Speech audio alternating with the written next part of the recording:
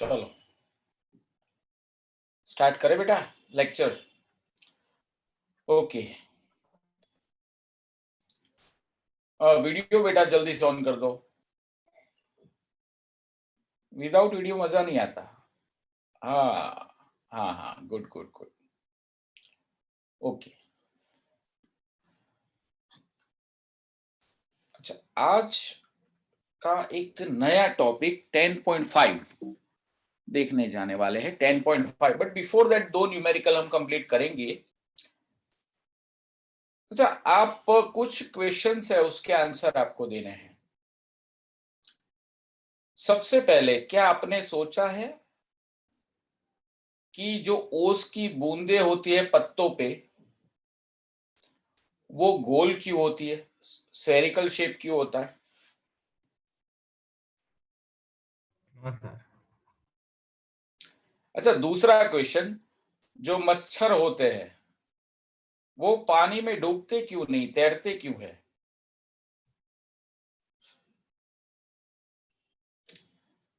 तीसरा क्वेश्चन देखो, हाँ, कि अगर कपड़े धोने के लिए हम डिटर्जेंट का इस्तेमाल क्यों करते हैं? चौथा क्वेश्चन,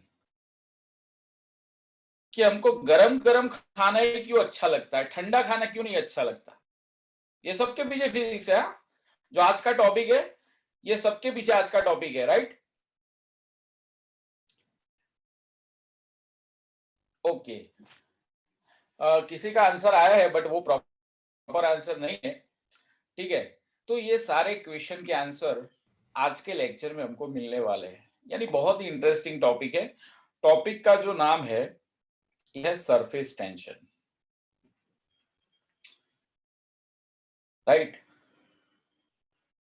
तो ये सरफेस टेंशन, इसकी बहुत, यानी हर जगह हम बोले ना कि सरफेस टेंशन का हम यूज कर सकते हैं, इसका एग्जाम्पल हर जगह हमको देखने को मिलता है। अच्छा, अच्छा, ओके, हाँ, पूरा 10.5 ओमिट है ऐसा पूछा है? नहीं, पूरा 10.5 ओमिट नहीं है। जो सरफेस टेंशन में जो आज का लेक्चर होगा वो ओमिट है, ठीक है? बट उसमें क्या है कि अगर नेक्स्ट लेक्चर में दो इंपॉर्टेंट क्वेश्चन हम देखने वाले, अगर वो इंपॉर्टेंट क्वेश्चन आपको जानने तो आज का टॉपिक आपको पढ़ना पड़ेगा, ये बात है, राइट? तो ये सरफेस टेंशन हम देखने वाले हैं, बट ये देखेंगे ये सारे क्वेश्चन के आंसर आते हैं, बट कैसे आते हैं, उसके पीछे क्या फिजिक्स है, सरफेस टेंशन क्या चीज है, तो वो सब हम ये लेक्चर में देखेंगे, बट वो बाद में। पहले 10 पॉइंट हमारा जो वर्क है वो कर लेते हैं कि 10.4 4 के अंदर आई थिंक दो न्यूमेरिकल हमारे बाकी है, राइट? तो दो न्यूमेरिकल पहले देख लेते हैं कि भाई वो दो न्यूमेरिकल जो लास्ट वाले जो हमारे बाकी थे वो हम देख लेते हैं। तो सबसे पहले न्यूमेरिकल नंबर देखते हैं 13। ओके, चलो कौन पढ़ेगा न्यूमेरिकल? चलो जानवी पटेल, ये न्यूमेरिकल नंबर 13 बेटा, क्वेश्चन पढ़ो। The terminal velocity of a copper ball of radius 2 millimeter. एक मिनट बेटा, जस्ट 2 मिनट, जस्ट 2 मिनट। हाँ बोलो, अब बोलो। The terminal velocity of बोलो बेटा, terminal velocity of copper ball of radius 2 millimeter. Radius आपको दी है 2 मिलीमीटर, राइट? तो 2 मिलीमीटर रेडियस आपको दी है, 2 millimetre. Okay, then Falling through a tank of oil at 20 degrees Celsius okay okay, is 6.5 centimeter. तो जो टर्मिनल वेलोसिटी आपको दी है ना वो है कुछ 6.5 सेंटीमीटर पर सेकेंड। ओके, हाँ, फिर बोलो। Compute the viscosity of the oil at 20 degrees Celsius. तो ऑयल की आपको विस्कोसिटी फाइंड करनी है। Okay, Density of oil is 1.5 into 10 to the power 3. अच्छा देखो, एक स्फीयर है कॉपर का, और यहाँ पे क्या है, ऑयल। तो कॉपर मतलब उसको हम बोलेंगे ऑब्जेक्ट, राइट। तो ऑब्जेक्ट की डेंसिटी हम बताते हैं रो से। तो कॉपर की डेंसिटी जो है वो 8.9 इंटू 10⁻³ है, kg पर मीटर क्यूब, राइट। एंड जो ऑयल की क्या है बेटा, 1.5 into 10 to the power 3 1.5 into 10⁻³ kg पर मीटर क्यूब। आपको फाइंड करना है ईटा फॉर ऑयल, राइट। अच्छा, यहाँ पे ऐसा है 20 डिग्री सेल्सियस दिया है, बट उसका कोई यूज नहीं होगा because terminal velocity is not depends upon temperature. चलो सुजल, आप बताओ मुझे कि टर्मिनल वेलोसिटी का फॉर्मूला क्या था, हमने लास्ट टाइम पढ़ा था। सर हाँ, 2r² p minus rho g upon 9 eta। ओहो, क्या फॉर्मूला बोल दिया, मुझे पता नहीं चला यार। वीटी का आंसर क्या था बेटा, 2/9, राइट। Yes sir. फिर r²g अपॉन ईटा, यस और नो, यस सर। रो माइनस रो जीरो। सही हूँ क्या, मैं सही हूँ ना, पक्का? Yes yes sir. चलो तो बरोबर भाई, चलो मुझे भी आ गया आप लोगों के साथ। तो चलो ये हमको फाइंड करना है ईटा। तो ईटा इज इक्वल टू क्या होगा, eta equal to 2/9 r²g upon VT rho minus rho zero, yes और नो। तो चलो अब वैल्यू रख देते हैं क्योंकि सारी वैल्यू आपको दी हुई है, 2/9। चलो डॉली, हम आर हमको दिया है, आर मिलीमीटर में है, तो क्या हम मिलीमीटर में ही रखेंगे या मीटर में कन्वर्ट करेंगे? सर मीटर में कन्वर्ट करना पड़ेगा। हाँ, तो क्या करेंगे, मीटर में कन्वर्ट करेंगे तो क्या आएगा बेटा, मिलीमीटर को मीटर, मिलीमीटर को मीटर में मम्मम, मिलीमीटर यानी मम्मम, मम्मम को मीटर में कन्वर्ट करना है तो 10⁻⁻3, ओके, उसका स्क्वायर। ओके, जी तो हमको पता ही है, जी की वैल्यू होती है 9.8। चलो टर्मिनल वेलोसिटी सेंटीमीटर पर सेकंड में है। तो हेली पटेल, तो ये टर्मिनल वेलोसिटी जो है उसको हम कैसे कन्वर्ट करेंगे मीटर पर सेकंड में?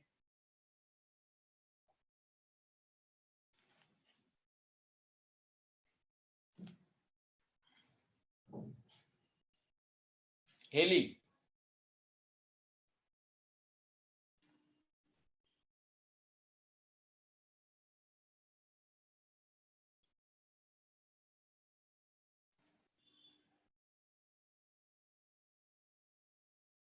चलो और कौन बताएगा, दक्ष बताओ।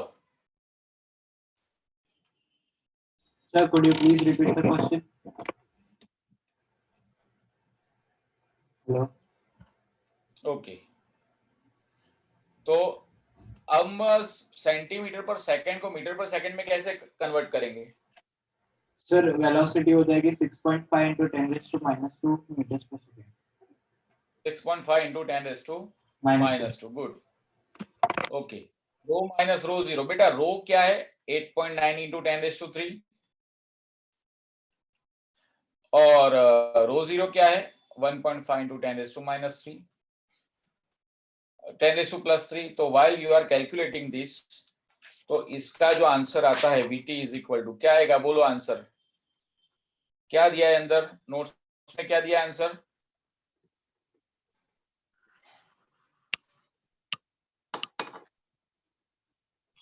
क्या आंसर दिया है सुजल?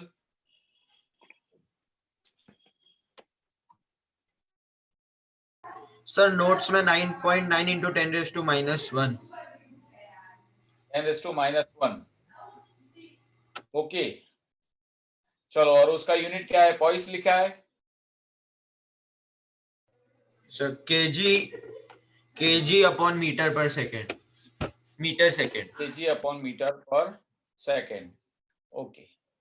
तो ये आपको हो गया ईटा, ईटा की वैल्यू आपको मिल गई। फिर उसके बाद नेक्स्ट एक सम था, कौन सा था, कुछ वो फिल्म वाला था ना सम नंबर 14 बाकी है ना बेटा। चलो दर्शन बोलो 14 नंबर का सम।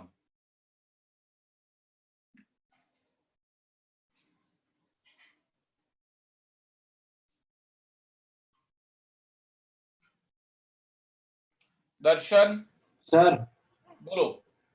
सर मैं दक्ष बोल रहा हूँ सर 14 है ही नहीं, इसमें 12 और 13 ही है। कौन सा है 40? 14 है ही नहीं सर, 12 और 13 ही है। तो 12 बाकी है ना, तो चलो 12।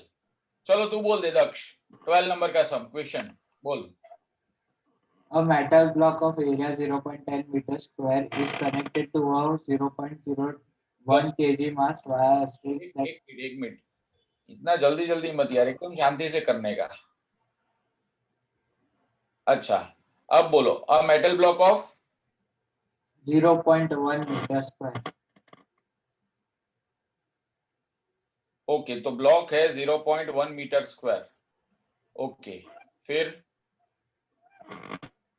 is यानी connected आपको to एरिया दिया है, एक मिनट एरिया आपको दिया है 0.1 मीटर स्क्वायर। हाँ is connected to a 0.01 kg mass via string that passes over an ideal pulley considered mass less and frictionless. यानी एक मिनट यानी यहाँ पे एक आपको पुली दे दी है, ये रही राइट, और ये पुली में से ये पास हो रही है यहाँ तक राइट, और यहाँ पे आपको कुछ मास दे दिया है। तो मास जो है वो कुछ ऐसा है, यहाँ पे ये रहा कुछ मास राइट, तो आपको दे दिया ऐसे कुछ मास दे दिया है, ये रहा ओके। और ये जो मास है, मास की जो वैल्यू है this mass is equal to, ये आपको दिया है 0.010 kg। हाँ फिर बोलो। Via string that passes over a liquid with a film thickness of 0.3 millimeter okay is placed तो L equal to 0.3 metre. Okay is placed between the block and the table. When released, the block moves to the right with a constant speed. एक minute बस एक minute, यानी यहाँ पे ये portion में हमने एक लिक्विड रख दिया है, लिक्विड सरफेस, जो उसकी लेंथ है वो कितनी है 0.3 मिलीमीटर। हाँ फिर बोलो। When released, the block moves to right with a constant speed of 0.085 meters per second. अच्छा तो V आपको दिया है 0.085 मीटर पर सेकेंड। हाँ तो Find the coefficient coefficient of, of viscosity. अच्छा किसी को डाउट है? क्या डाउट है बेटा, क्वेश्चन में डाउट, क्या डाउट है बोलो हीत पटेल। सर वो एल क्या है? एल ऐसा है एक्चुअली, हम क्या लेते थे याद है आपको, हम जब विस्कोसिटी पढ़े थे ना, तो एल मतलब ऐसा था कि पहले सरफेस ऐसा था, फिर यहाँ पे हम फोर्स लगाते थे, फिर सरफेस ऐसा हो गया था, याद हो तो आपको, ऐसा कुछ सरफेस। यस सर, डिस्प्लेसमेंट जो उसका हुआ माइनस ओरिजिनल। हाँ तो ये होता है एल। ओके सर, चलेगा, तो आपको ईटा फाइंड करना है। अच्छा हमने जो थियरी पढ़ी उसके अंदर जो विस्कस फोर्स का फॉर्मूला हमने पढ़ा था वो कुछ ऐसा था, याद हो तो आपको, eta A V upon L right. It is directly proportional to area of contact, directly proportional to velocity and inversely proportional to L. तो यहां पे आपको ईटा फाइंड करना है, तो ईटा का आंसर क्या होगा FL by AB। चलेगा। अच्छा अब यहां पे ये नीचे आएगा तो ये फोर्स कौन सा होगा बेटा, ये कौन से फोर्स के कारण नीचे आएगा, इसके वेट के कारण। Weight yes sir, mg। हाँ mg, तो वही फोर्स ये यहां लगेगा, टेंशन, स्ट्रिंग है तो मतलब क्या लगेगा टेंशन, यस और नो। Yes sir. अच्छा यहाँ पे अगर टेंशन लगाना है तो टेंशन की डायरेक्शन क्या होती है, always away from the object, यानी ये रहा टेंशन आगे। Yes sir. तो ये भी टेंशन है, ये भी टेंशन है, और टेंशन किसको बैलेंस कर रहा है mg को। तो यहाँ पे जो फोर्स होगा वो फोर्स होगा is same as a tension and this tension equal to m into g. Got it? Yes sir. तो अब हम ईटा कैसे फाइंड करें? तो ईटा सर बोलो बोलो बोलो। सर अगर हमें ईटा फाइंड आउट करना है तो हमें वेलोसिटी भी चाहिए होगी। तो सर वेलोसिटी तो तब आएगी ना जब इधर इक्विलिब्रियम में नहीं होगा, मतलब वो टेंशन एमजी को बैलेंस नहीं करेगा, तब आएगी ना वेलोसिटी। हाँ सही बात है तुम्हारी। यहाँ पे क्या होता है कि यहाँ पे टेंशन mg को बैलेंस करेगा। गुड, ये पोर्शन में टेंशन mg को बैलेंस करता है, बट यहाँ पे जो टेंशन है वो टेंशन ज्यादा है because it is more than the viscous force. Yes और नो? सर नहीं पता चला, टेंशन तो दोनों इक्वली हो गए ना। ये दोनों टेंशन बेटा इक्वल है। मैं क्या बोला हूँ, T is same as mg, yes T और mg यहाँ पे सेम। बट यहाँ पे क्या होगा, यहाँ पे क्यों ये ऑब्जेक्ट आगे जाएगा? क्योंकि मैंने आपको बोला था कि यहाँ पे बीच में जो लिक्विड है और ऊपर ब्लॉक है, तो ब्लॉक लिक्विड के ऊपर स्लाइड करेगा, तो यहाँ पे लिक्विड पहले ऐसा था, अब लिक्विड जो है वो ऐसा हो जाएगा। यस और नो? यस यानी वो विस्कस फोर्स होगा। Yes sir. अच्छा, यहाँ पे वेलोसिटी से नीचे आ रहा है, यहाँ पे ऐसा नहीं बोला है कि वेलोसिटी बढ़ रही है, वेलोसिटी कांस्टेंट है। तो यहाँ पे फोर्स अगर एक दूसरे को बैलेंस करेंगे तो वेलोसिटी तो कांस्टेंट रहेगी। यस और नो? Okay yes yes. हाँ, अगर आपको ऐसा बोला हो कि वेलोसिटी बढ़ रही है, कि वेलोसिटी चेंज हो रही है, तो फिर ये बैलेंस नहीं हो सकता। बट यहाँ पे तो कुछ वेलोसिटी कांस्टेंट दिया आपको। Yes sir. Got it? Yes yes. तो यहाँ पे जो टेंशन होगा वो ही ये विस्कस फोर्स और टेंशन को बैलेंस करेगा। तो फाइनली ये viscous force F is equal to हम T और T इक्वल टू हम ले सकते हैं mg। तो ईटा का जो आंसर होगा वो होगा mg L upon A into V। चलो अब हम वैल्यू रख सकते हैं क्योंकि सारी वैल्यू हमको दे दी है। अब सारी वैल्यू दे दी है, चलो रखना स्टार्ट करें। तो यहाँ पे आप मुझे बताओ मास कितना होगा, बताओ डॉली। डॉली बताओ मास कितना है?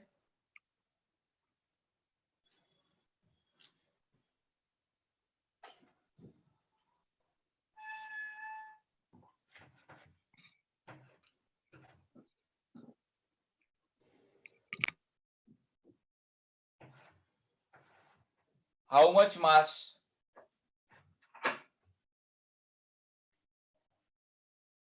ओके, चलो आंसर आ गया है, बट डॉली ने आंसर नहीं दिया है। डॉली जानिए आप क्यों आंसर नहीं दे रहे हो?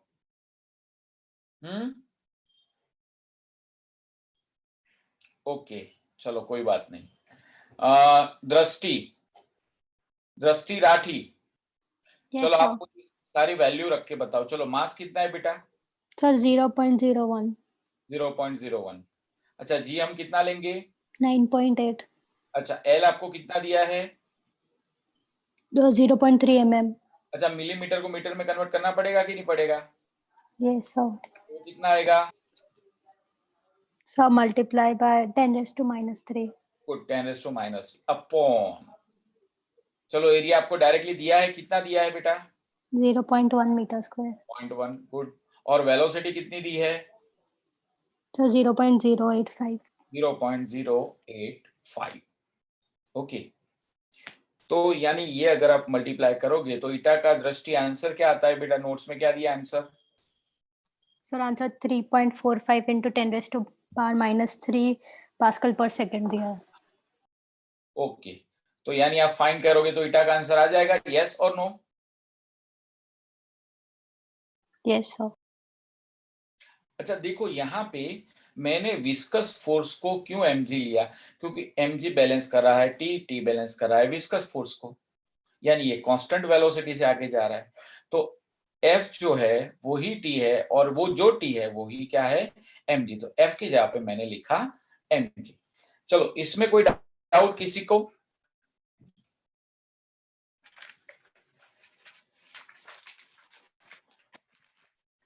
कोई भी बच्चा भाई, कोई डाउट है किसी को बेटा? Okay no sir. ओके, चलो तो थंब रेस कर दो जल्दी से, तो हम बहुत ही अच्छा वाला टॉपिक देखने को जा रहे हैं, बहुत अच्छा वाला टॉपिक। सर ये ईटा का यूनिट क्या आएगा?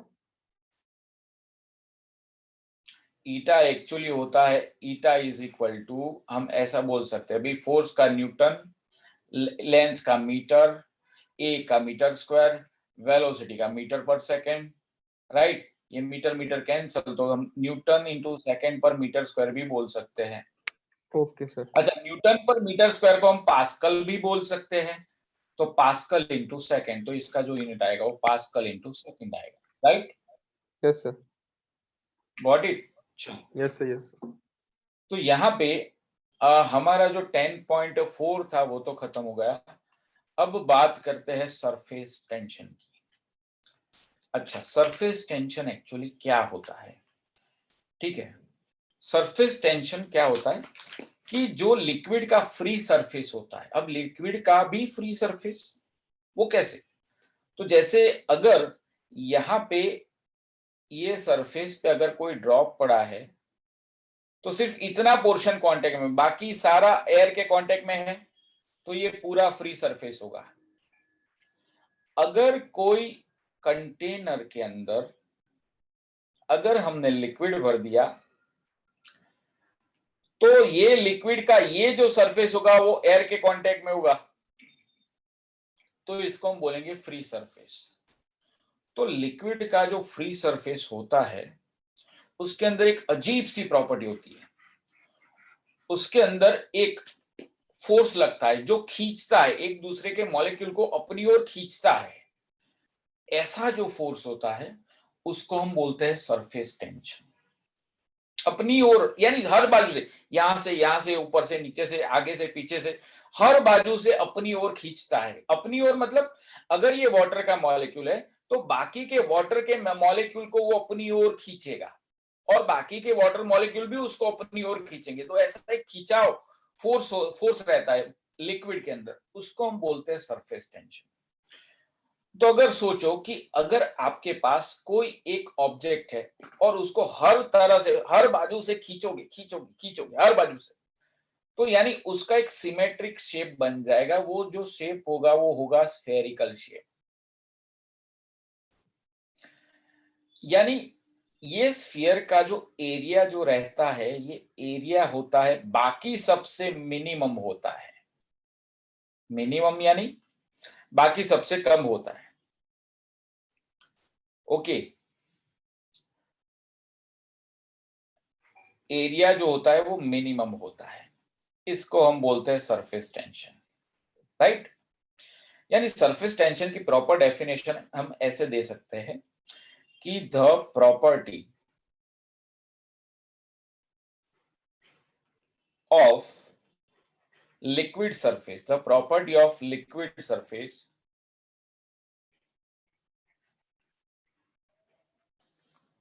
to remain in minimum, to remain in minimum area,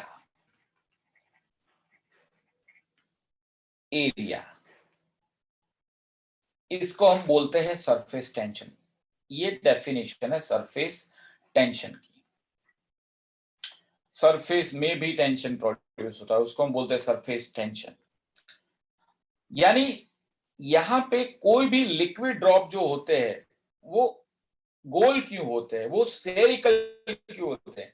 क्योंकि वहां पे हर बाजू से ऐसे खिंचाव, यानी हर बाजू से ऐसे फोर्स लगता है, तो ये फोर्स के कारण ये ड्रॉप जो होगा वो अपना एरिया मिनिमम करेगा।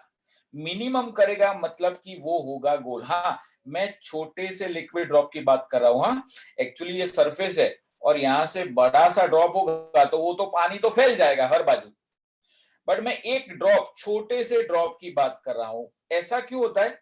क्योंकि यहाँ पे क्यों पानी फैल जाता है? क्योंकि पानी यहाँ पे ग्रेविटेशनल फोर्स थोड़ा हाई हो जाता है, यानी पानी जो है वो हर जगह ये सरफेस पे फैल जाता है। बट अगर एक सिंगल ड्रॉप की बात करें जो एकदम लाइट हो, तो उसके अंदर because of the surface tension हर बाजू से इसको खिंचाव मिलेगा, और इसके कारण इसका जो शेप होगा वो होगा स्फेरिकल। सर ठीक है, बोलो।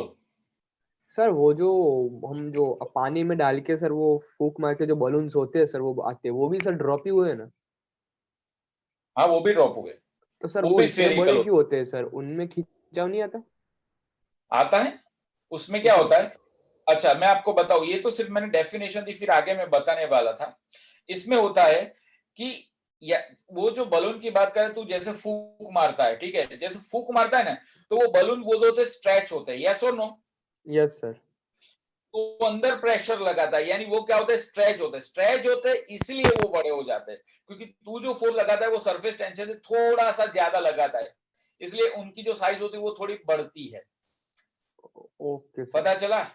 Yes sir. फिर जब मैं वो फूक मारना बंद करता हूँ तो सर, तो यहाँ उसमें पे आएगा ही ना सर वो खिंचाव तो? उसमें खिंचाव आएगा, और फिर धीरे धीरे वो बलून क्या होगा, जैसे तूने बलून प्रोड्यूस किया, तो बलून बलून हमेशा के लिए रहने वाला नहीं है। बिकॉज ऑफ जो सरफेस टेंशन होगा उसके कारण फिर वो जो बलून होगा वो बलून फिर फूट जाएगा। Yes sir, yes sir. ठीक है, यस सर, यस, चलो गॉट इट। तो ओके ओके नाउ अब देखो, अब मैं बोलता हूं कि यहाँ पे जो मच्छर होते हैं वो पानी के ऊपर चलते हैं, मैं ऐसा नहीं बोलता तैरते हैं। पानी जैसे नहीं होता कि जो डेंगू होता है, जो डेंगू के जो मच्छर होते हैं वो बंद पानी के अंदर मच्छर होते हैं डेंगू के। अब क्या होता है, वो नीचे डूबते नहीं, वो पानी के ऊपर चल सकते हैं। क्यों? क्योंकि उनका लाइट वेट होता है, पहली बात वो। अब क्या होता है कि जैसे ये एक छोटा सा स्फीयर ले लो, ये एक छोटा सा स्फीयर है। अब ये स्फीयर बहुत ही लाइट है, तो यानी इसके ऊपर जो ग्रेविटी लगेगी वो ग्रेविटेशनल फोर्स वो थोड़ा कम लगेगा, लेस। और इसको जो भी लिक्विड के सरफेस पे रखा है वो सरफेस के अंदर ऐसे फोर्स लग रहा है, ये खिंचाव, यानी ये जो खिंचाव लग रहा है, यानी ये खिंचाव के कारण ये लिक्विड थोड़ा सा स्ट्रेच होगा, यानी एक इलास्टिक मेम्ब्रेन की तरह बिहेव करेगा। यानी ये सरफेस टेंशन के कारण ये बलून डूबेगा नहीं। अगर आपको घर पे भी अभी एक्सपेरिमेंट करना तो आप कर सकते हो कि जैसे आप एक पानी का बीकर लो, ठीक है, अब उसके ऊपर एक छोटी सी सुई हॉरिजॉन्टली ध्यान से रखो, तो वो जो सुई होगी वो उसके ऊपर रहेगी, वो नीचे डूबेगी नहीं। हाँ, अगर आपको आप ऐसे धपाक से डाल दोगे तो वो तो डूब जाएगी, बट एकदम शांति से आप रखोगे ना, तो वो हॉरिजॉन्टली, तो वो जो सॉइल होगी वो उसके अंदर डूबेगी नहीं। ये ऐसा क्यों होता है? क्योंकि यहाँ पे ये सरफेस के ऊपर ऐसा स्ट्रेच फोर्स लगता है, और वो स्ट्रेच फोर्स ग्रेविटी से ज्यादा होता है अगर ऑब्जेक्ट बहुत ही स्मॉल हो। तभी ये जो मच्छर है, मच्छर का जो वेट होता है वो बहुत कम होता है, तो मच्छर जो है वो अंदर डूबते नहीं है। पता चला भाई आपको? सर हाँ बोलो बोलो। सर तो फिर इंसान नहीं चल सकते पानी के ऊपर? अब नहीं जा सकता, क्योंकि इंसान जो होता है, इंसान का वेट ज्यादा होता है, उसमें ग्रेविटी ज्यादा रहती है। यस और नो? मैंने क्या बोला? बहुत मच्छर यानी उसका वेट क्या होगा, उसका माइक्रोग्राम में वेट होता है, तो उसी की बात है। ये सुई है, सुई की वेट क्या होगी, माइक्रोग्राम की बात है। ठीक है, जो इंसान जो फ्लोट करता है वो किसके कारण, तो वो जो होता है तो फ्लोट करता है, यानी एक्चुअली जो जब भी इंसान तैरता है तो वो तो उसकी खुद की वो क्रिएटिविटी होती है, राइट? बट इंसान डूब जाता है क्यों? अगर उसको तैरना नहीं आता, क्योंकि उसकी ग्रेविटी ज्यादा होती है, क्योंकि उसका खुद का वेट ज्यादा होता है। ओके सर चलो, अब एक तीसरा एग्जांपल। कोई भी पानी कोई भी कपड़े को हम धोते हैं तो कपड़े के अंदर डिटर्जेंट पाउडर या सोप सॉल्यूशन हम क्यों डालते हैं? उसका रीजन क्या होता है? तो पानी जो होता है वाटर, तो वाटर का सरफेस टेंशन थोड़ा ज्यादा होता है,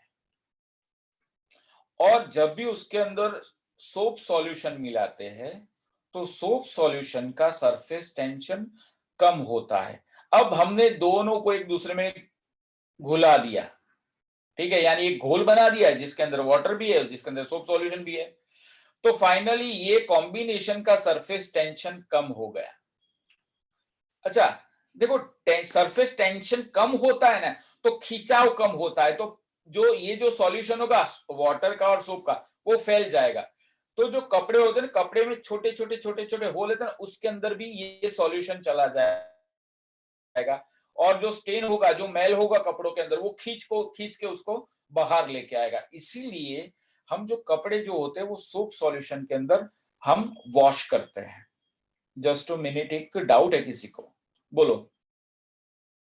पार्थ, आप बोलो, इतना सारा टाइप करने की जरूरत नहीं, आप बोलो भाई, क्या डाउट है बताओ। पार्थ, जस्ट टू मिनट, हाँ बोलो, डाउट बोलो।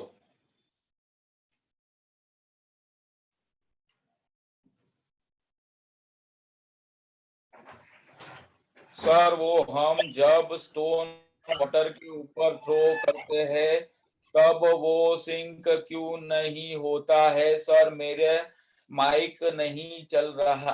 अब ऐसा है बेटा, मैं पत्थर की बात नहीं कर रहा हूँ, आप आउट ऑफ द टॉपिक मत जाओ। मैं लाइटर ऑब्जेक्ट की बात कर रहा हूँ। हम ऐसा नहीं कि हम लाइफ साइंस अभी नहीं पढ़ते, अभी क्या पढ़ते हैं, सरफेस टेंशन के अंदर जो टॉपिक आते हैं हम सिर्फ वही पढ़ते हैं, ठीक है। और दूसरी बात मैं आपको करूं तो आज जो सरफेस टेंशन करवाने वाला हूं, तो वो surface tension already omitted portion है, ठीक है। अब पत्थर जो है उसकी ग्रेविटी ज्यादा होगी, सरफेस टेंशन कम होगा तो वो डूब जाएगा, यानी सरफेस टेंशन से उसकी ग्रेविटी ज्यादा होगी तो वो डूब जाएगा। तो मैं हैवी ऑब्जेक्ट की बात नहीं कर रहा हूं, मैं सिर्फ लाइटर ऑब्जेक्ट की बात कर रहा हूं, राइट। तो ये बात एक ध्यान में रखो बेटा। अच्छा, चौथी बात कि हमको गरम गरम खाना ही ठंडा क्यों, गरम गरम खाना ही हमको क्यों पसंद है? मैं आपको बताऊं गरम गरम खाना क्यों पसंद है। तो सरफेस टेंशन जो है वो टेम्परेचर पे डिपेंड करता है। अगर टेम्परेचर बढ़ेगा तो सरफेस टेंशन कम होगा। सोचो, टेंशन मतलब खिंचाव कम होता है, खिंचाव कम होता है तो लिक्विड फैल जाता है, यस और नो? तो अगर सोचो कि अगर हमारी जो टंग होती है ना, वो टंग में पार्ट्स होते हैं, पार्ट्स मतलब कैसे पार्ट्स नहीं होते एक्चुअली, पूरी एक ही टंग होती है, बट क्या होता है कि कुछ पोर्शन होता है ना, वो स्वाद कैसा है वो परख सकती है, और बीच वाला जो पोर्शन होता है ये वाला, तो वो नो टेस्ट जोन होता है। अब क्या होता है, जैसे हम गरम गरम खाना खाते हैं तो जो लिक्विड होगा, ये लिक्विड जो है वो हमारे मुंह में हर जगह फैल जाएगा, यानी उसका कोई भी स्वाद हमसे छूटेगा नहीं। अगर उसमें खट्टा डाला है तो खट्टा स्वाद आएगा, उसमें नमक डाला है तो नमक का स्वाद आएगा, उसमें स्वीट डाला है तो स्वीट का स्वाद आएगा, और उसमें जो तीखा है तो तीखे का स्वाद आएगा। यानी सारे आपको स्वाद जो होते हैं वो मिक्स होके मिलते हैं, तो यानी आपको जो खाना है वो फ्रेश लगता है और आप उसका स्वाद अच्छे से परख सकते हो। अगर ठंडा होता तो क्या होता, अगर वो ठंडा होता मतलब टेम्परेचर कम होता, अगर टेम्परेचर कम होता तो सरफेस टेंशन उसका ज्यादा होता, तो खिंचाव ज्यादा है, मतलब वो खाने को मुंह में डालोगे वो खाना फैल नहीं पाएगा, मतलब आपकी टंग जो होगी वो पूरे स्वाद का एक्सपीरियंस नहीं कर सकेगी, मतलब आपको वो खाना अच्छा नहीं लगेगा। यानी आप जैसे आप जो काऊ को, यानी गाय को, हम बोलते हैं ना कि गाय को खिलाओ, तो गाय को हम रोटी खिलाते तो गरम गरम तो कोई नहीं खिलाता, हम लोग तो गरम गरम खाते हैं, बट गाय को तो कोई गरम गरम रोटी खिलाता है नहीं खिलाता। तो क्या करते हैं, जो गाय को अगर उसके मुंह में हम खाना डालते तो गाय क्या करती, पूरा ऐसे ही करके पूरे मुंह में हर जगह वो अपने खाने को फैलाती है, तब जाके उसको स्वाद आता है। तो इसीलिए गरम खाना क्यों अच्छा लगता है, तो गरम खाने में टेम्परेचर ज्यादा होता है, सरफेस टेंशन कम होता है, तो जो लिक्विड होता है वो हमारी टंग पे पूरी तरह से फैल जाता है, तो हमको स्वाद जो आता है वो थोड़ा अच्छा आता है, ठीक है। एक चीज मैं आपको बताऊं कि यहाँ पे हमारे पास एक ब्रश है, पेंट ब्रश। अभी पेंट ब्रश है तो अभी वो सूखा है तो ऐसे फैला हुआ है, राइट। अगर उसको पेंट ब्रश है तो उसमें ये पेंट ब्रश जो है वो ऐसा हो जाएगा, जो उसके जो हम बोलते हैं ना उसके छूछे तो उसके जो छूछे होते हैं वो ऐसे ऐसे एकदम क्लोज आ जाएंगे। क्यों क्लोज आ जाएंगे, क्योंकि पहले उसके अंदर पानी नहीं था, अब लिक्विड आ गया, लिक्विड के अंदर एक खिंचाव होता है, वो खिंचाव को हम क्या बोलते हैं, सरफेस टेंशन। तो यानी ये ऐसे नजदीक आ जाता है। जैसे लड़कियों के बाल भी लंबे लंबे होते हैं, लड़कियां शैम्पू करती है फिर बाहर आती है तो फिर क्या करती है, तो जो क्या होती है तौलिया लेके ऐसे धाड़ धाड़ धाड़ धाड़ या तो ड्रायर से अपने बाल सुखाती है। ऐसा क्यों सुखाती है? अगर बाल गीले होंगे तो लहराएंगे नहीं तो अच्छा नहीं लगेगा। यस और नो? तो यानी क्यों बाल गीले होते हैं तो क्या होता है? बाल गीले होते हैं तो उसके अंदर पानी होता है तो सरफेस टेंशन होता है तो वो बालों को बालों में खिंचाव प्रोड्यूस करता है, यानी जो बाल होते हैं वो तब लहराते बाल ही सबको अच्छे लगते हैं, जो अगर बाल लहराते नहीं तो वो अच्छे लगते नहीं है। तो ये जो पूरा जितना भी हमने देखा वो सब है सरफेस टेंशन, ठीक है ना भाई। लड़कियां नहीं, कुछ लड़के भी, अभी तो लड़के भी क्या करते हैं, लड़के यहाँ से ऐसे बाल एकदम कट करवाते और यहाँ से इतने बड़े बड़े बाल। मैंने एक लड़के को देखा था, मैंने व्हाट्सएप पे देखा था, उसका ऐसा यहाँ पे सिर्फ उसका कट था, यहाँ पे इतने लंबे लंबे बाल। यहाँ पे देखो तो हमको ऐसा लगेगा यार इसने तो बाल कटवा दिए, टालियो थी गई आ गया अपन, पर यहाँ से देखो तो इतने बड़े बड़े बाल। ये इसका क्या यार, अच्छे अच्छे बाल रखो यार, इतने बड़े ऐसा, ये तो क्या, ये फैशन है क्या? ठीक है ना। तो ये सब जो मैंने आपको डेली लाइफ में जो हम देखते हैं सरफेस टेंशन, उसकी हमने बात करी बेटा। तो हमें अभी ध्यान रखना है सरफेस टेंशन की सिर्फ डेफिनेशन कि the property of liquid surface to remain in minimum area, यानी अपने एरिया को मिनिमम करना, ऐसा एक खिंचाव लिक्विड के अंदर होता है, उसको हम बोलते हैं सरफेस टेंशन। अब सरफेस टेंशन को कैसे डिफाइन करते हैं? देखो सर, सरफेस टेंशन की हाँ बोलो सर वो जो फोटो थी जिसमें एक बॉल पड़ा था वाटर के ऊपर, बोलो क्या बात, क्या वो फोटो जिसमें बॉल पड़ा था वाटर के ऊपर, उसमें से हाँ, सरफेस तो मैंने बोला ना कि ऐसे इसमें यहाँ देखो, ये मैंने क्या बोला, ये बॉल है, ये लाइट बॉल है, राइट। इसको हमने सरफेस पे रखा तो सरफेस पे ऐसे खिंचाव प्रोड्यूस हुआ, इसको हम बोलेंगे सरफेस टेंशन। तो यहाँ पे सरफेस टेंशन की जो वैल्यू है, तो ये सरफेस टेंशन की वैल्यू ये ग्रेविटी को बैलेंस कर रही है, मतलब ये बॉल नीचे नहीं जा रहा है, ये सरफेस के ऊपर ही है, राइट। Yes sir. ओके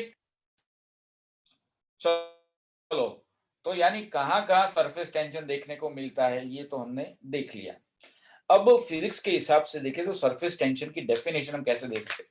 देखो, ये एक पूरा सा लिक्विड का सरफेस है, ये रहा। अब ये लिक्विड के सरफेस में मैं यहां पे एक इमेजिनरी लाइन ड्रॉ करता हूं, ये रही। अब इसके यहां पे भी मॉलिक्यूल्स है और इसके यहां पे भी मॉलिक्यूल्स है। किसके मॉलिक्यूल? पानी के मॉलिक्यूल या लिक्विड के मॉलिक्यूल या फ्लूइड के मॉलिक्यूल, राइट। अब क्या होता है कि यहां वाले मॉलिक्यूल को अपनी ओर खींचते हैं। मैंने बोला ना खिंचाव प्रोड्यूस होता है, यहां वाले मॉलिक्यूल को अपनी ओर खींचते हैं। वैसे यहां पे भी होगा, ये वाले मॉलिक्यूल को अपनी ओर खींचेंगे, राइट। ये वाले मॉलिक्यूल को अपनी ओर खींचेंगे, ठीक है। तो ये जो खिंचाव, ये जो फोर्स है, उसको मैं बोल देता हूं सपोज F। तो सरफेस टेंशन की डेफिनेशन ऐसी आती है, force per unit length is called surface tension. तो सरफेस टेंशन को S, कुछ लोग S से डिनोट करते हैं, कुछ लोग T से डिनोट करते हैं। हम T से नहीं करेंगे क्योंकि T फॉर टेंशन हम पढ़ चुके हैं भाई, T मतलब टेंशन, तो हम क्यों ऐसा बारी बारी हम कंफ्यूज करें अपने आप को। तो उसका नया ही सरफेस टेंशन मतलब S, फोर्स यानी F per unit length, right. यहाँ पे ये जो फोर्स है, ये फोर्स F, ये फोर्स ये लाइन से परपेंडिकुलर, यहाँ पे मैंने कोई एक इमेजिनरी लाइन ले ली है, से लाइन है नहीं, हमने ले ली है कोई एक इमेजिनरी लाइन, और ये जो फोर्स है वो इमेजिनरी लाइन से परपेंडिकुलर है, तो हम F परपेंडिकुलर L बोलेंगे, ये याद रखना। तो इसको हम बोलेंगे सरफेस टेंशन। अब ये जो सरफेस टेंशन है उसका यूनिट क्या होगा, कोई बता सकता है क्या होगा यूनिट? न्यूटन पर मीटर। न्यूटन पर मीटर, न्यूटन पर क्योंकि मीटर। F का न्यूटन होता है और एल का क्या होता है, मीटर, तो इसका यूनिट होता है न्यूटन पर मीटर। सर ये सरफेस टेंशन हम एसटी नहीं लिख सकते? बोलो बोलो क्या? सर ये सरफेस टेंशन को एसटी नहीं लिख सकते? एसटी लिखना हो तो कोई प्रॉब्लम नहीं, बट आप जैसे कोई रेफरेंस बुक पढ़ोगे या तो टेक्स्ट बुक पढ़ोगे, देखो टेक्स्ट बुक में एस दिया है, कोई रेफरेंस बुक में टी दिया है, और तू एस टी दोनों कंबाइन कर रहा है, तो एस टी यानी कभी कभार ऐसा होगा पढ़ने में यार एस इंटू टी, तो ये क्यों लिखे हम, या तो एस लिखे या तो टी लिखे, ओके सर। चलेगा ना? चलो, तो ये जो है ये सरफेस टेंशन है, ठीक है। यानी यहाँ पे ये जो लिक्विड है, ये लिक्विड के ऊपर मैंने एक इमेजिनरी लाइन ले ली, ये वाले मॉलिक्यूल अपनी ओर खींचेंगे और दूसरे वाले पहले वाली साइड को अपनी ओर खींचेंगे, तो वो जो फोर्स है वो F, तो surface tension is F upon L, but this force is perpendicular to this imaginary line, right. अच्छा, अब बात है कुछ सरफेस एनर्जी कि सरफेस एनर्जी क्या चीज है। एक्चुअली जो सरफेस एनर्जी है ना, मैं आपको बता दूं, वो सरफेस टेंशन ही है। अब क्या है कि कान या ऐसे पकड़ो या घुमा के पकड़ो, बाकी बात तो एक ही है। अब सरफेस एनर्जी क्या है तो देख लो यहाँ पे कि हमारे पास एक कंटेनर है,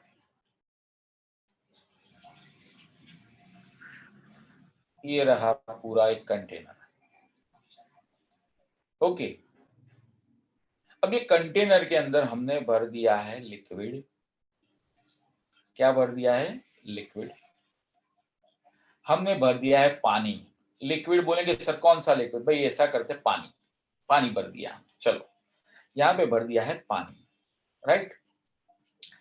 अब कोई वाटर मॉलिक्यूल में यहां पे ले लूं, ये रहा, इसको कुछ अलग कलर से बताता हूं तो थोड़ा हमको ज्यादा पता चलेगा। ये रहा एक वाटर मॉलिक्यूल, राइट, ये बिलो द सरफेस है, यानी ये सरफेस ये पूरा है, इसको हम बोलते हैं फ्री सरफेस, इसको बोलते हैं फ्री सरफेस। तो इसके नीचे एक मॉलिक्यूल है, अब इसके आसपास भी वाटर मॉलिक्यूल है, ये है, ये है, ये है, ये वाटर मॉलिक्यूल, ये वाटर मॉलिक्यूल, सारे वाटर मॉलिक्यूल, इसके आसपास भी वाटर मॉलिक्यूल है, पूरा पानी से भरा हुआ है। तो अब सोचो कि ये मॉलिक्यूल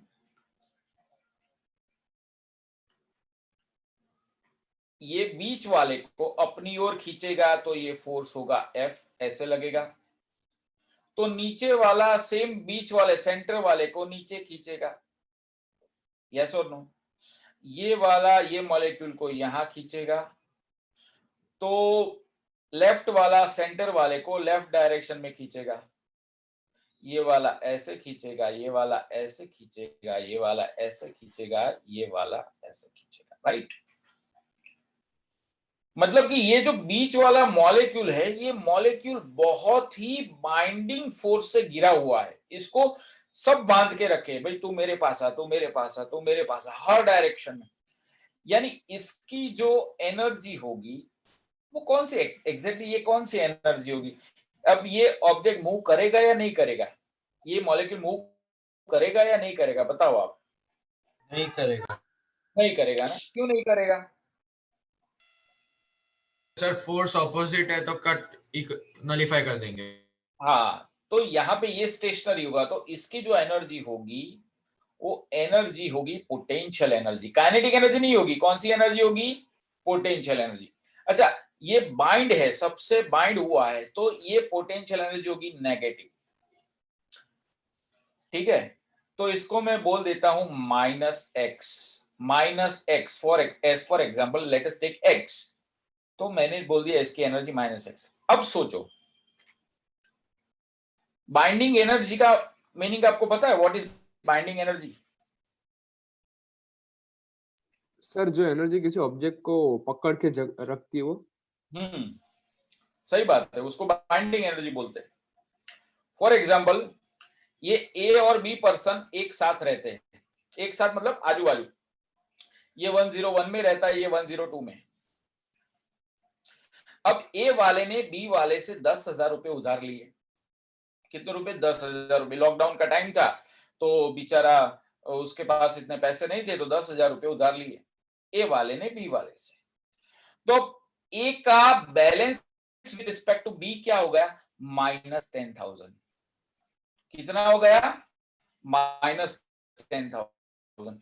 यानी अब एक फ्री होना है बी से, ये पर्सन ए को बी से फ्री होना है, तो उसको कितने पैसे की जरूरत पड़ेगी? उसको बी को कितने देने पड़ेंगे? 10,000 देने पड़ेंगे प्लस 10,000। यस और नो? Yes sir. तभी उसका बैलेंस क्या होगा? 0 हो जाएगा, तब ये फ्री हो जाएगा। यस और नो? Yes sir. तो वैसे ही ये मॉलिक्यूल को बाकी सब बांध के रखे, तो इसकी जो एनर्जी है वो नेगेटिव है। सपोज नेगेटिव मतलब कितनी है? -x। अगर इसको फ्री करना है तो इसकी एनर्जी मुझे 0 करनी पड़ेगी, यानी इसको मुझे +x जितनी एनर्जी देनी पड़ेगी। यस और नो? यस यानी इसको मुझे, ऐसा पॉसिबल है ही नहीं। ये जैसे लिक्विड के नीचे कोई मॉलिक्यूल है, लिक्विड का मॉलिक्यूल, उसको दूर करना हो तो हम दूर कर ही नहीं सकते, उसको ऊपर लाना पड़ेगा, फिर ले जाना पड़ेगा, बट ऐसा पॉसिबल नहीं। बट ये हमने एक एग्जांपल लिया कि इसकी जो एनर्जी है वो सपोज -x। अब सोचो कि कोई मॉलिक्यूल यहां पे है, यहां पे मतलब सरफेस पे, फ्री सरफेस पे, तो उसके आसपास वाले मॉलिक्यूल, ये मॉलिक्यूल, ये मॉलिक्यूल, ये मॉलिक्यूल, फिर ये मॉलिक्यूल और फिर ये मॉलिक्यूल, तो ये सारे मॉलिक्यूल को अपनी ओर खींचेंगे। यस और नो? अब देखो इसकी बाइंडिंग एनर्जी कैसी होगी? इसकी बाइंडिंग एनर्जी -x है, तो इसकी बाइंडिंग एनर्जी ज्यादा होगी या कम होगी? कम। कम होगी। क्यों कम होगी? क्योंकि इसमें बहुत सारे आजू बाजू, ऊपर वाले नीचे वाले सब इसको खींच रहे, इसको सिर्फ नीचे वाले खींच रहे, ऊपर तो मॉलिक्यूल है ही नहीं, तो इसकी बाइंडिंग एनर्जी कम होगी। तो लेट अस टेक, इसकी एनर्जी है -x/2।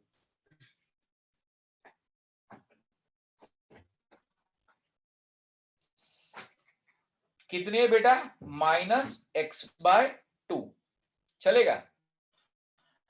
अब आप मुझे बताओ, अब किसकी एनर्जी ज्यादा, किसकी नेगेटिव एनर्जी ज्यादा? ये 1 की या 2 की? 1 1 की या 2 की? नेगेटिव एनर्जी किसकी ज्यादा?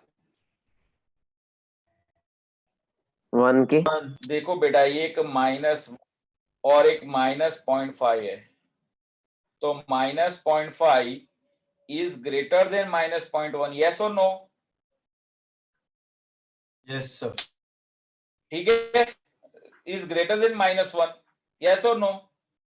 तो मतलब कि यहाँ पे सरफेस पे जो भी मॉलिक्यूल होंगे उसकी जो नेगेटिव एनर्जी होगी वो ज्यादा होगी, यानी यहाँ पे सरफेस के मॉलिक्यूल के पास कुछ एक्स्ट्रा एनर्जी होगी। यस और नो? Yes sir. किससे एक्स्ट्रा होगी? जो मॉलिक्यूल अंदर है उससे सरफेस पे जो मॉलिक्यूल होंगे उसके पास कुछ एक्स्ट्रा एनर्जी होगी। Yes sir. एनर्जी को हम सरफेस एनर्जी बोलेंगे। ये एक्स्ट्रा एनर्जी को हम क्या बोलेंगे? सरफेस। ओके? Yes sir. ठीक है ना? तो यानी अब हमें ये तो पता चला कि सरफेस के ऊपर जो मॉलिक्यूल होते हैं उनके पास एनर्जी कुछ ज्यादा होती है compare to the molecule which are inside the liquid. Yes और नो? ये हमारे माइंड में, चलो ये हमने सेट कर लिया। अब सरफेस एनर्जी की डेफिनेशन कैसे देनी है? देखो, सरफेस एनर्जी की डेफिनेशन हम ऐसे देंगे, एक मिनट, देखो, energy required to increase or work done required to increase surface area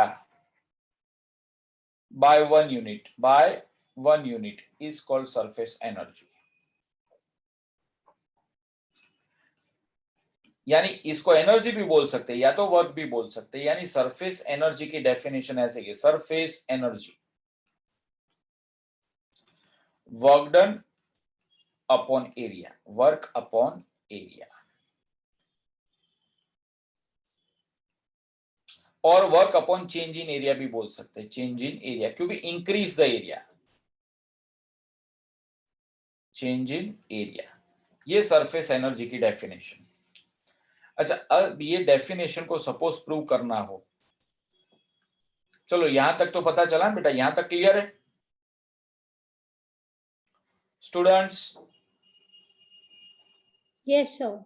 यहां तक क्लियर है? बाकी सब हैंड रेस कर दो जल्दी से, डाउट है तो जल्दी से पूछ लो, क्योंकि एक छोटा सा टॉपिक देखने जाने जा रहे, छोटा सा है, बहुत छोटा सा है।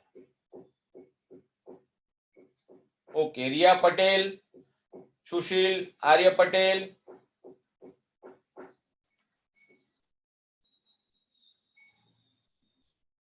Honey Patel, Dolly, फेरिन, heli, right. चलो, अब हमारे पास एक ऐसा वायर है, ये वायर यू शेप का है, ऐसे तो सी बोलते हैं बट ऐसे कर दे तो यू हो जाएगा, तो ऐसा एक वायर है, और इसके ऊपर हम एक छोटा सा स्लाइडिंग वायर, ये रहा स्लाइडिंग वायर, स्लाइडिंग वायर लगा देते हैं। ये वायर यहाँ पे, यहाँ और यहाँ दो जगह स्लाइड हो सकता है, या तो ये डायरेक्शन में जाएगा या तो ये डायरेक्शन में जाएगा, बरोबर। चलो, अब देखो, ये पूरे कंस्ट्रक्शन को मैं सोप सॉल्यूशन में डीप करूं और फिर बाहर निकालूं। कहां? Soap solution. तो सोप सॉल्यूशन में क्या होगी, जहां जगह मिलेगी वहां पे सोप की एक मस्त फिल्म बन जाएगी। यस और नो? जैसे वो होता है ना, वो एक छोटा सा एक डिवाइस नहीं, छोटा सा एक खिलौना नहीं आता, वैसे जो जैसा जो रिंग को हम डुबोते हैं, रिंग को डुबोते फिर फूक मार, रिंग को डुबोते तो जितने पोर्शन में रिंग होती है ना, अंदर का जो खाली एरिया, वहां पे एक अच्छे से फाइन सोप की एक फिल्म प्रिपेयर हो जाती है। तो यहाँ पे भी एक ऐसे फिल्म प्रिपेयर हो गई, राइट। अब मुझे बताओ, अब ये वायर कहाँ जाएगा? टुवर्ड्स टू लेफ्ट जाएगा या टुवर्ड्स टू राइट जाएगा?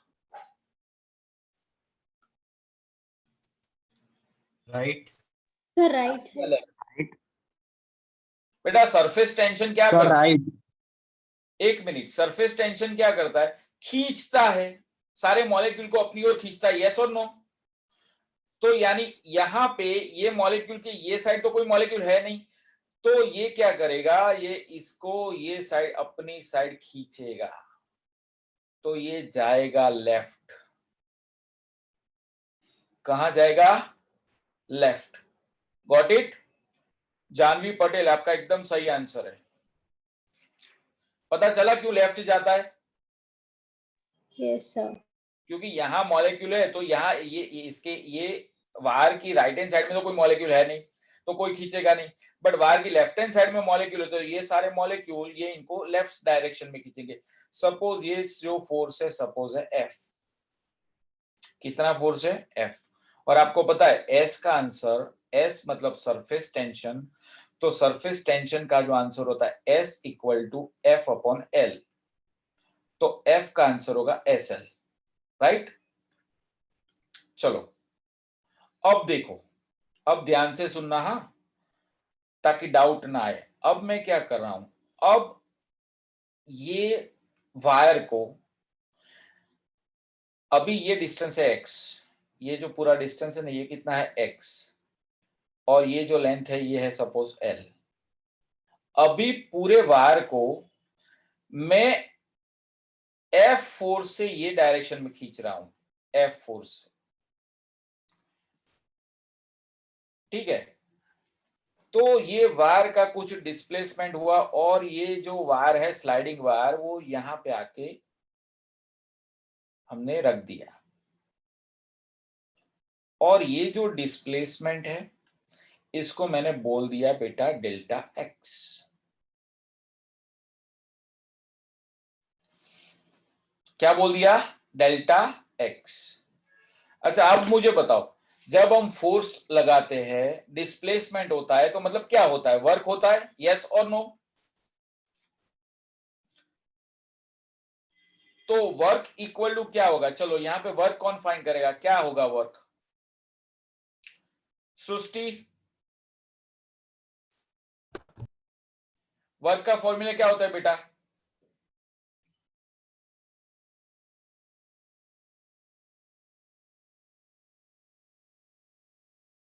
विश्वा, what is formula of work?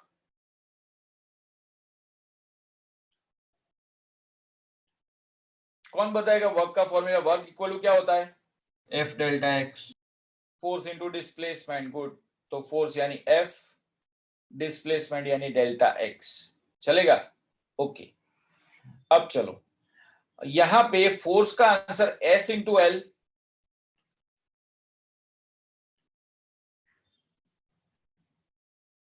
Yes और नो? ये रहा ना, force equal to surface tension into length. Done? अच्छा, इसके कितने सरफेस है? तो दो सरफेस। देखो ये फिल्म होती है ना, एक ये साइड वाला और एक ये साइड वाला, यानी दो सरफेस। तो एल नहीं लेंगे, यहां पे लेंगे 2l यानी 2SL।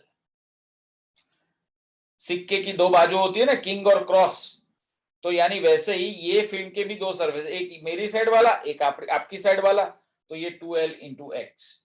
इसको मैं यहां पे रख देता हूं W equal to S into 2l into x, delta x. चलो एरिया कितना इंक्रीज हुआ भाई? पहले एरिया कितना था? तो L इंटू एक्स, राइट।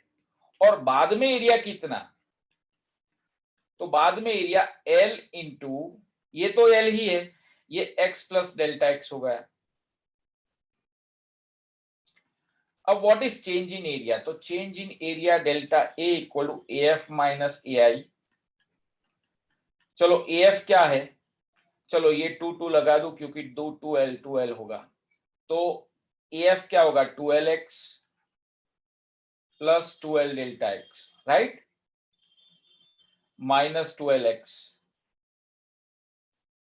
तो ये कट हो जाएगा, तो डेल्टा ए का आंसर होगा 2l इंटू डेल्टा एक्स। तो यहाँ पे जहां 2l इंटू डेल्टा एक्स है वहां पे डेल्टा ए रख दू, तो W का आंसर होगा S into delta A, right.